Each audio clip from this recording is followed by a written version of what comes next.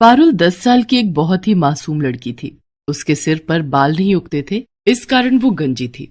आस पड़ोस, रिश्तेदार और स्कूल में सब पारुल को गंजी या फिर टकली कहकर बुलाते थे। कभी कभी इस बात से पारुल बहुत दुखी हो जाती थी। ये देख पूजा, मेरी मम्मी मेरे लिए कल मार्केट से न्यू हेयर पिन लेकर आई है। अरे शीतल, ये हेयर पिन तो बहुत सुंदर है, मुझे ऐसी पिन्स मंगवा देगी? हाँ हाँ, क्यों नहीं। अरे संभाल कर, देखा जमीन पर गिरा दी।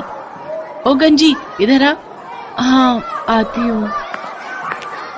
ये हेयर पिन्स उठा कर दे। Thank you.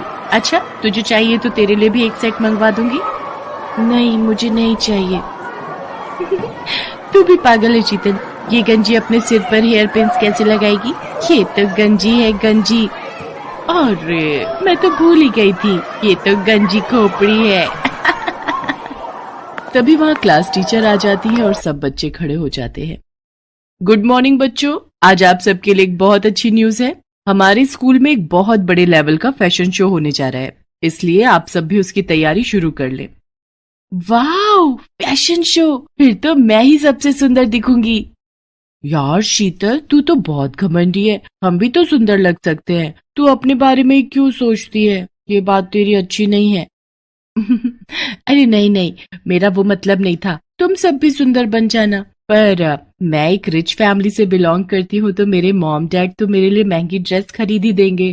तेरे मम्मी पापा तो जॉब करते हैं ना, तो तेरे लिए इतनी महंगी ड्रेस नहीं खरीद पाएंगे। और मेरे तो बाल भी कितने लंबे और सुंदर हैं। मैं तो अपने बालों में पार्लर से कोई भी अच्छा सा स्टाइल बनवा सकती हूँ। तुम लोगों के बाल भी बहुत छोटे छोटे हैं, बिल्कुल उस गंजी पारुल की तरह। शीतल की बातों को सुनकर पूजा गुस्से में आ जाती है, पर वो उस वक्त उसे कुछ नहीं कहती। पारुल रोती हुई घर जाती है। पता नहीं कैसे स्कूल में मेरी बच्ची का एडमिशन करवा दिया। सारे बच्चे इसका मजाक उड़ाते हैं, कब तक सहन करेगी?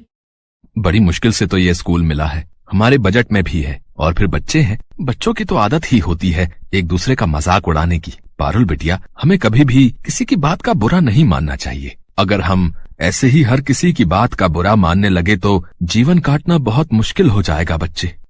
अगले दिन पारुल स्कूल के लिए निकली, पर आज वो जिस रास्ते से जाती थी उस रास्ते से ना जाकर दूसरे रास्ते से स्कूल की तरफ चली जाती है। पर वो मन ही मन सोच में थी, पता नहीं स्कूल जाने का बिल्कुल भी मन नहीं हो रहा। मेरे साथ ऐसा क्यों हुआ? मेरे सिर पर बाल क्यों नहीं है? अगर मेरे सिर पर भी बाल होते तो मैं कितनी सुंदर लग, फिर मेरा भी कोई मजाक नहीं उड़ाता। तभी पारुल को किसी के बुलाने की आवाज आती है। कोई बचाओ, मैं इस गड्ढे में गिर गई हूँ, मेरी मदद करो। अरे आप कौन हो? रुको, मैं आपको बाहर निकालती हूँ। इन्हें बचाने के लिए तो मुझे रस्सी की जरूरत पड़ेगी। अब क्या करूँ? वो एक रस्सी पड़ी हुई दिखाई दे रही है। किसी तरह पारुल उस रस्सी की सहायता से एक औरत को गड्ढे से बाहर निकालती है। तुम्हारा बहुत बहुत शुक्रिया बहादुर लड़की, तुमने मुझे गड्ढे से निकालकर मेरी जान बचाई। कोई बात नहीं, आप मुसीबत में थी और मेरी मम्मी कहती है कि मुसीबत में हमें सबकी सहायता करनी चाहिए। पर आप इस गड्ढे में कैसे गिरी?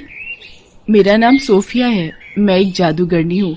मैं कल रात जब अपने घर वापस जा रही थी तो रात के अंधेरे में मुझे ये गड्ढा दिखाई नहीं दिया और मैं इस गड्ढे में गिर गई। अगर आप जादूगरनी हो तो आप इस गड्ढे से बाहर क्यों नहीं आ सके? क्योंकि मेरा जादू सिर्फ दूसरों पर काम करता है, मैं अपने ऊपर अपने जादू का उपयोग नहीं कर सकती। तुमने मेरी सहायता की है, बताओ मैं तुम्हारी क्या मदद कर सकती हूँ? तुम्हें अगर मुझसे कुछ चाहिए तो मैं जादू से तुम्हें वो दे सकती हूँ। क्या आप जादू से कुछ भी दे सकती हो?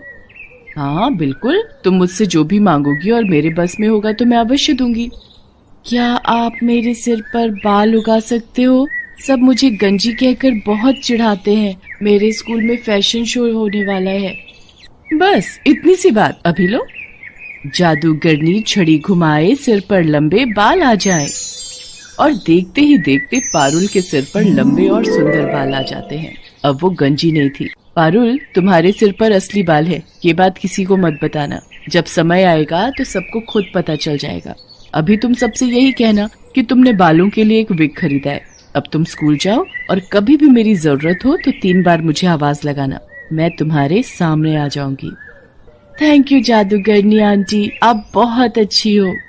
पारुल के सिर पर बाल आ जाते हैं और वो बहुत खुश होती है। उसके बाद वो स्कूल जाती है और सबको यही कहती है कि उसने बालों में विग लगवाई है। इस पर सब बच्चे हंसने लगते हैं। विग लगाने से क्या होता है तो तू अभी भी गंजी ही ना। पारुल शीतल की बात का बुरा नहीं मानती। पारुल घर जाकर अपने मम्मी पापा को सारी सच्चाई बता देती है। कुछ दिन बाद फैशन शो था और वो बहुत सुंदर तैयार होकर फैशन शो के लिए स्कूल जाती है। शीतल ने भी महंगी ड्रेस और महंगा हेयर स्टाइल करवाया था। पूजा के मन में शीतल के लिए नफरत थी। पूजा उससे अपने अपमान का बदला लेना चाहती थी। शीतल बहुत घमंड करती है ना अपने बालों पर।